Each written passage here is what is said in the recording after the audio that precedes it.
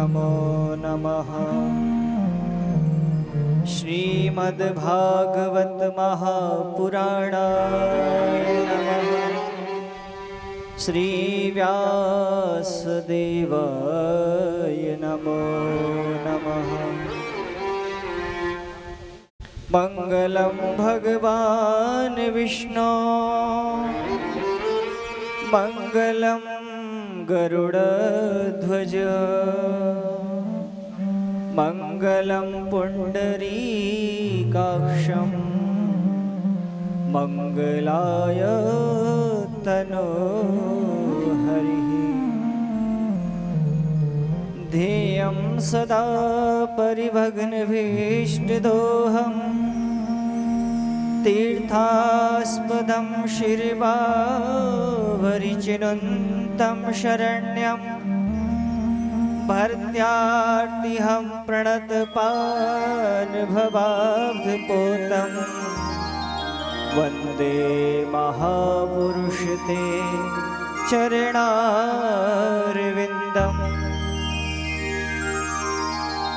बंसी विभूषितकरानवनीर्धाभात् पीताम्बरादरुणा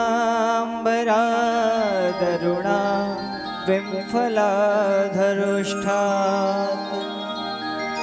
पूर्णेन्दुसुन्दरमुखादरविन्दनेत्रात् कृष्णात् परमं किमपि तत्त्वं न जाने।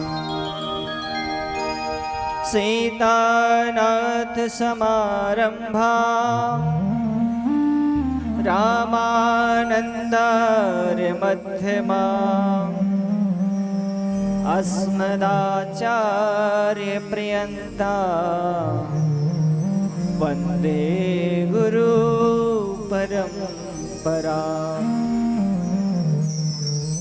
भक्ति भक्त भगवंत गुरु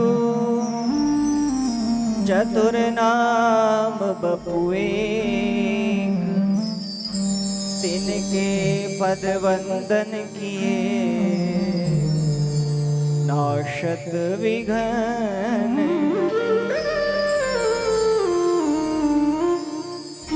जय जय श्री राधा रमण जय जय नवल किशोर जय गोपी चित्त चोर प्रभु जय जय माखन चोर। लाख बार हरि हरि कहूँ एक बार श्री हरिदास अति प्रसन्न मालाडली नित दे कुंजनवास।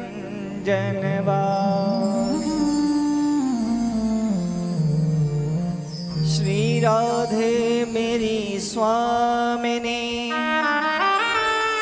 मैं राधे जी को दास जन्म जन्म मोहि दीजियो श्री वृंदावन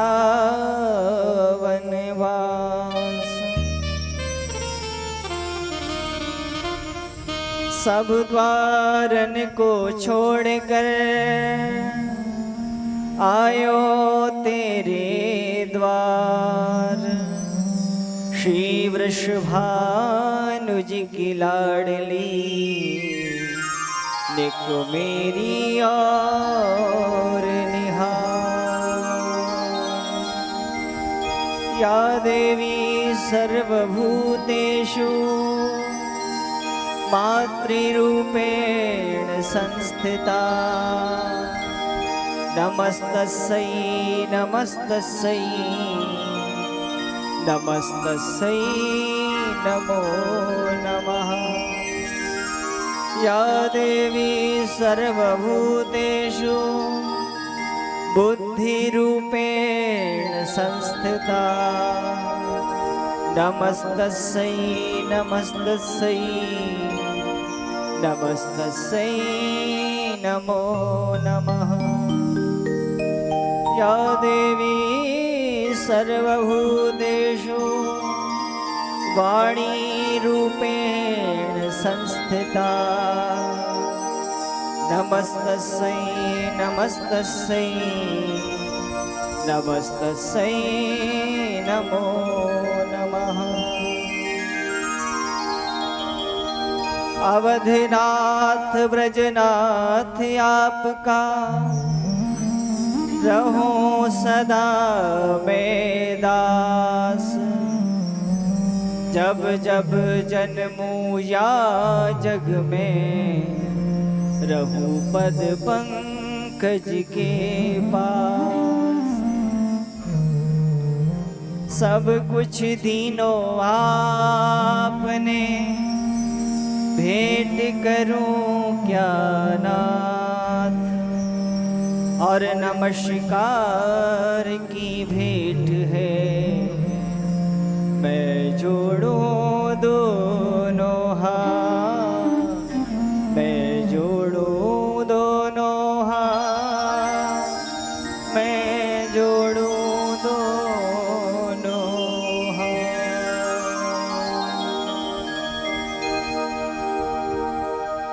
श्री राधे श्री राधे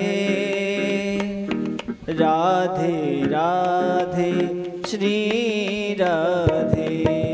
श्री राधे श्री राधे राधे राधे प्रिया प्रिया। श्री राधे श्री राधे राधे राधे श्री राधे।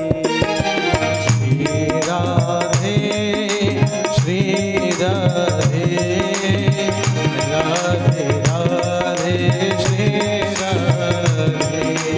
जय श्यामा जय श्यामा श्यामा श्यामा श्री श्यामा। श्यामा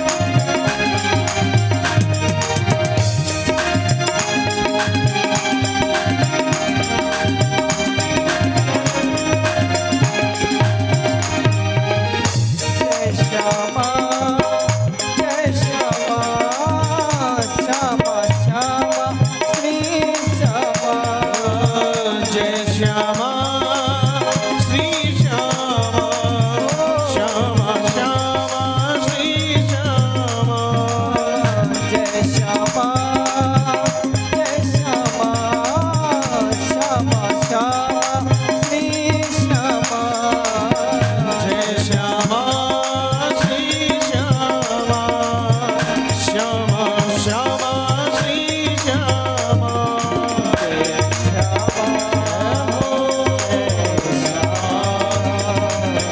श्यामा श्यामा श्री श्यामा जय श्यामा श्री श्यामा श्यामा श्यामा श्री श्यामा श्री राधे श्री राधे राधे राधे श्री राधे राधे श्री राधे राधे राधे श्री राधे राधे राधे श्री राधे राधे श्री राधे राधे श्री राधे राधे राधे श्री राधे राधे श्री राधे राधे राधे श्री बोले सदगुरुदेव महाराज की जय हो। श्री बांके बिहारी लाल की जय हो। श्री लाडली जू सरकार की जय हो। श्री सीताराम जी भगवान की जय हो। श्री राधा कृष्ण भगवान की जय हो। श्री गौरी शंकर भगवान की जय हो। श्री बालाजी महाराज की श्री भैरव जी महाराज की जय हो। श्री कोतवाल कप्तान की जय हो। श्री प्रेतराज सरकार की जय हो। श्री समाधि वाले गुरु महाराज की जय हो। श्री छावनी वाले गुरु महाराज की जय हो। श्री तटिया स्थान वाले गुरु महाराज की जय हो। वृंदावन धाम की जय हो। मथुरा धाम की जय हो। अयोध्या धाम की जय हो। मेहंदीपुर धाम की जय हो। सालासर धाम की जय हो। खाटू जी धाम की अपने अपने कुल देवी देवताओं की जय हो। अपने अपने पितृगणों की जय हो। ग्राम देवताओं की जय हो। स्थान देवताओं की जय हो। अपने अपने माता पिता की जय हो। समस्त भक्त समाज की जय हो। समस्त संत समाज की जय हो। जय जय श्री राधे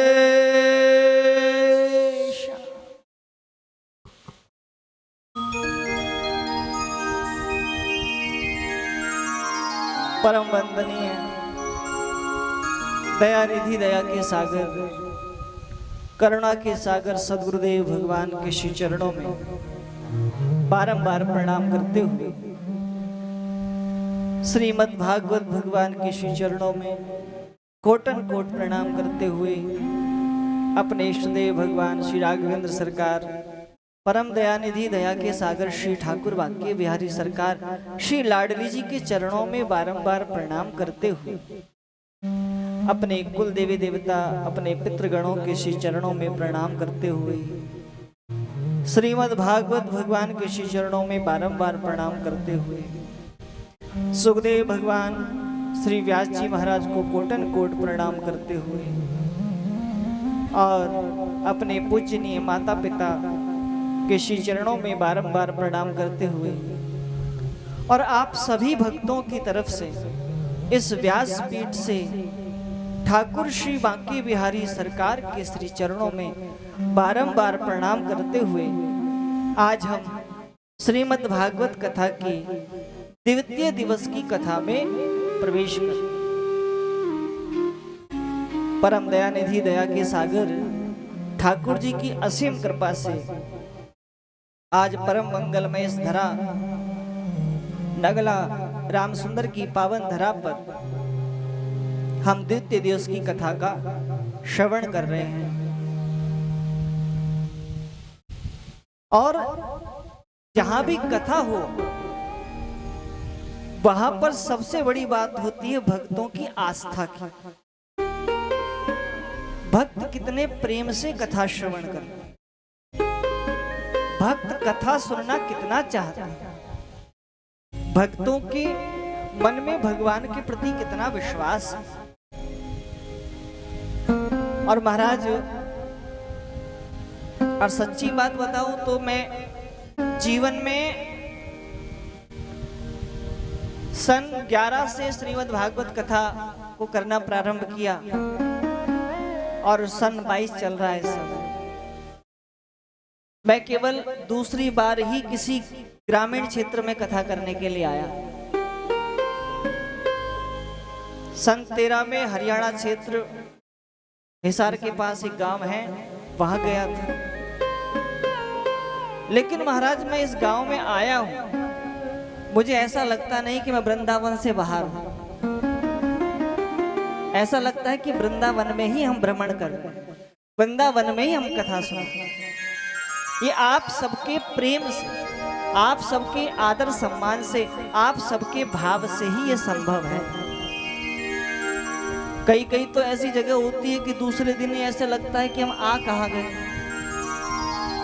और ये तो आज नगला राम सुंदर महाराज आज वृंदावन धाम बन गया, हमारे मन में बन गया, तो महाराज वास्तविक में वृंदावन है। और जहां श्री सरकार की कथा हो, जहां ठाकुर जी का आवाहन हो, जहां ठाकुर जी का मंदिर प्रांगण हो, वो तो वैसे भी वृंदावन धाम ही, पावन वृंदावन की धरा।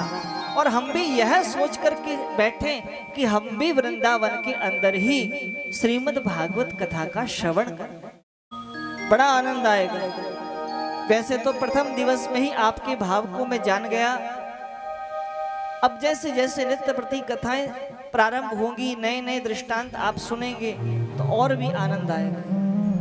कल तक आप सभी ने कथा में श्रवण किया कि आत्मदेव ब्राह्मण के धुंधकारी नाम के जो पुत्र हुए वो मृत्यु को प्राप्त हुए। गोकर्ण जी के कहे अनुसार श्रीमद् भागवत कथा समस्त ग्रामवासियों ने करवाई और धुंधकारी का उद्धार हुआ।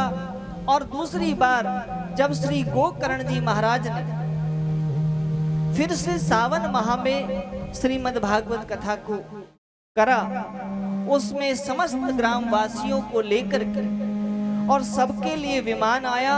और महाराज 6 शरीर, कोई तो मरने के बाद में किसी दिव्य आत्मा को भगवान के धाम पहुंचाते हैं।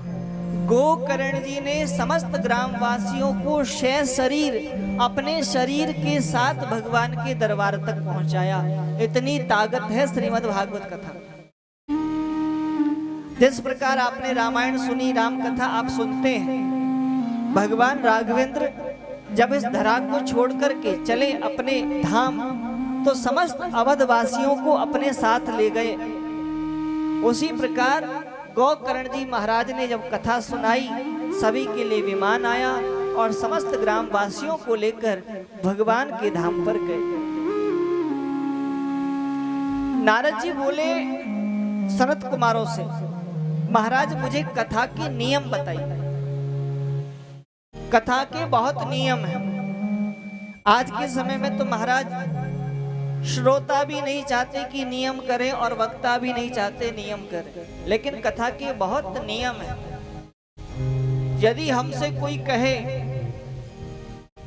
कि महाराज हमारा ये कार्य बहुत दिनों से अटका हुआ है, ये पूर्ण कैसे, और कोई नियम बताया जाए कि इस नियम से यदि आप इस कार्य को करेंगे तो आपकी मनोकामना शीघ्र पूरी होगी, तो हमें परिश्रम करना पड़ेगा जब ही नियम पूरा होगा। नहीं तो देव देव आलसी पुकारा, घर में ही बैठे हैं, राम जी पे भरोसा है, राम जी आएंगे, राम जी आटा गूंदेंगे, राम जी रोटी बनाएंगे, राम जी हमें खिलाएंगे, तो राम जी आवे वारे ना है। परिश्रम तो करना पड़ेगा। इसी प्रकार नियम भी है। नारद जी ने सनत कुमारों से पूछा, महाराज कथा सुनने का नियम क्या है, कथा कराने का नियम क्या है, कथा किस प्रकार से करानी चाहिए। सनत कुमारों ने कहा, नारद जी श्रीमद् भागवत कथा जब सुनी जाए तो विद्वान ब्राह्मणों द्वारा, विद्वान आचार्यों द्वारा उसका मुहूर्त निकाला जाता है। मुहूर्त निकलवाना चाहिए। बहुत सी विशेष बातें ऐसी होती हैं। गलत मुहूर्त निकालने पर कथा के प्रथम दिवस पर ही विघ्न आने शुरू हो जाते, कथा पूर्ण नहीं हो पाती। कुछ जगह तो ऐसे हैं जैसे कि लोक रीति मान्यताएं हैं, महाराज मंगलवार का मुहूर्त मत निकालना, क्योंकि मंगलवार में जब हम टेंट लगाएंगे तो वहां पर गड्ढा खोदेंगे तो मंगलवार के दिन भूमि नहीं खोदी जाती। ये वास्तव में नियम है। दूसरा, जहां नित्य प्रति यज्ञ होता है या कथा के पूर्ण होने पर जब हवन होता है, तो हवन में भी तीन बहुत बड़ी राज की बात है। आजकल तो सब ठाकुर जी के भरोसे चल रहा है, जो होगा देखा जाएगा। लेकिन याद रखिए, जिस दिन भी हम घर में, चाहे यज्ञ कैसा भी हो, छोटा हो चाहे बड़ा हो, जब यज्ञ होता है, हवन होता है, उसमें तीन चीजें बहुत देखने वाली हैं। उसको बोलते हैं अग्निवास। अग्निवास का नियम क्या है महाराज?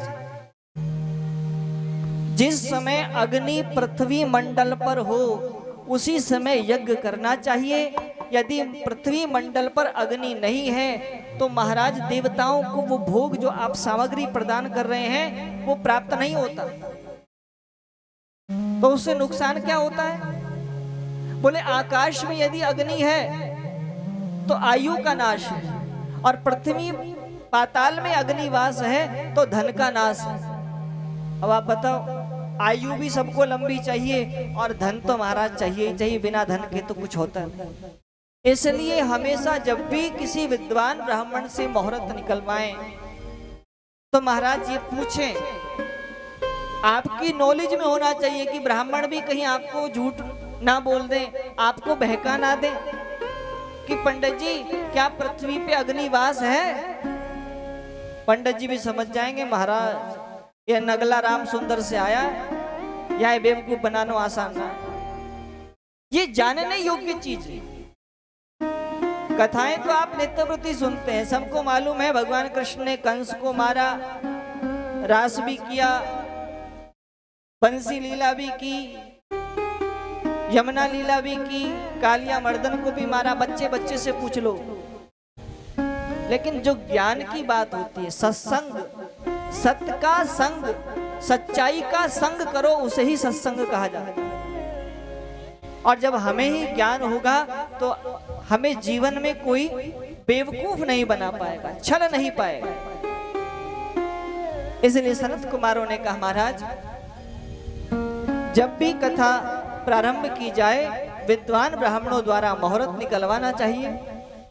भागवत के लिए सबसे सर्वोत्तम जो मास महीने, श्रावण मास, भाद्रपद, आश्विन, कार्तिक, अहगन महीना, वैशाख महीना, फाल्गुन महीना, ज्येष्ठ महीना, माघ का महीना, ये सर्वोपरि हैं। लेकिन पोख माह में कभी श्रीमद् भागवत कथा का आयोजन ना करें।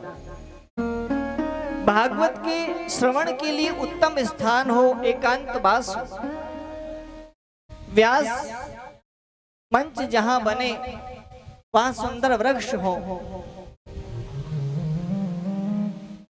और सुंदर वृक्षों के साथ एक तुलसी जी का पौधा भी हो। हमारे मंडल के जितने भी भक्त हैं, कल सभी से निवेदन है जिनके घर में तुलसा जी का गमला हो वो एक नहीं दो दो गमले ला करके भागवत जी के सामने विराजमान करें। तुलसी पौधा जहां होता है कन्हैया साक्षात वहां विराजमान हो जाता है। उसके बाद समस्त देवताओं का पूजन करें, समस्त देवताओं का आह्वान करें, अपने कुल देवी देवताओं को निमंत्रण दे, अपने पितृगणों को निमंत्रण दे, ग्राम देवता स्थान देवता को निमंत्रण दे। जिस प्रकार आप कलश यात्रा में गए तो सभी को आपने निमंत्रण दिया कि आपकी ही इस पावन धरा पर कथा हो रही है, आप सब आए और आशीर्वाद दें और इस कार्य को निर्विघ्न रूप से पूर्ण करवाएं। अब आती है भागवत वक्ता। भागवत करने वाले ब्राह्मण कैसे होने चाहिए? भागवत कथा करने वाले ब्राह्मण विद्वान होने चाहिए, शास्त्रों के वक्ता होने चाहिए, आचरणशील होने चाहिए, सदाचारी हो, भगवान का ध्यान करने वाले होने चाहिए, मंत्र जाप करने वाले होने चाहिए और भगवान के प्रति जिसकी आस्था हो, जो श्रोता के मन को जीत ले, श्रोता को भगवान से मिलवाने का मार्ग बता दे, ऐसे वक्ता होने चाहिए। और महाराज भागवत में तो ये भी लिखा है कि इस व्यास पीठ पर बैठ करके इस व्यास पीठ की मर्यादा को रखते हुए ज्यादा फालतू के प्रसंग नहीं करने चाहिए कि कथा प्रारंभ हुई और सास बहू को लेकर के बैठ गए और 6 बजा दिए ना। इस व्यास पीठ की भी कोई मर्यादा है जिस पे साक्षात व्यास जी महाराज, व्यास नंदन सुखदेव जी महाराज विराजमान हुए। उस व्यास पीठ की गरिमा को रखना चाहिए। भागवत में तो यह भी लिखा है कि जिस समय व्यास पीठ पे व्यास बैठे, वक्ता बैठे, उस समय हर भक्त के अंदर उसे श्री कृष्ण के दर्शन होने चाहिए। कोई क्या स्थिति में बैठा है, कैसा बैठा है, उसे कोई मतलब नहीं, उसे तो केवल अपने श्री कृष्ण से मतलब है। और जब श्री कृष्ण से मतलब होगा, श्री कृष्ण सामने होंगे, तो महाराज कंठ के अंदर भी तेज आएगा और भगवान की सुंदर सुंदर कथाओं का वर्णन कर सके। और महाराज कथा में जितने भी उत्सव आए, वामन जन्मोत्सव, कल भगवान का वामन जन्मोत्सव आएगा, परसों चतुर्थ दिवस भगवान श्री कृष्ण अवतार होगा, पंचम दिवस श्री गिरिराज जी की लीला होगी, षष्ठम दिवस माता रुक्मणी श्री द्वारकाधीश जी का विवाह होगा, सप्तम दिवस श्री सुदामा चरित्र की लीला होगी, भगवान का अपने धाम पधारना होगा। जितने भी उत्सव आए उन सभी उत्सवों को बड़ी श्रद्धा के साथ मनाना चाहिए। देखिए उत्सव कैसा हो, जिस समय आपके घर में आपके बालक का जन्मदिन मनाया जाता है, केक भी काटते हैं, बड़े बड़े प्रकार से सभी रिश्तेदारों को बुलाते हैं, वो उत्सव है। कन्या का विवाह हो रहा है, उत्सव है। उन उत्सवों को जिस प्रकार से हम मनाते हैं उसी प्रकार से हमें भगवान का उत्सव मनाना चाहिए और भगवान की कथा को एक आसन पर बैठ करके सुनने का प्रयास करना चाहिए। भागवत में लिखा है वृद्ध जनों को और बालकों को कोई दोष नहीं,